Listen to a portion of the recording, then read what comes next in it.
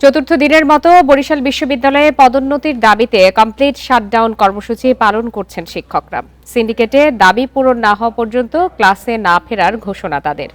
এদিকে সকালে প্রশাসনিক ভবনের তালা ভেঙে ভেতরে প্রবেশ করেন উপাচার্য ও কর্মকর্তা কর্মচারীরা। উপাচার্য জানান, এর আগের সিন্ডিকেট সভায় শিক্ষকদের পদোন্নতি নিয়ে আলোচনা হয়েছে। সেখানে ইউজিসির নীতিমালা অনুযায়ী পদোন্নতি দেওয়ার কথা আলোচনা হয়। জানানো হয়, শিক্ষকরা যে পদে পদোন্নতি চাচ্ছেন তাতে আরও কয়েক মাস সময় লাগবে। বিষয়টি নিয়ে শিক্ষকদের আলোচনার আহ্বান জানান উপাচার্য।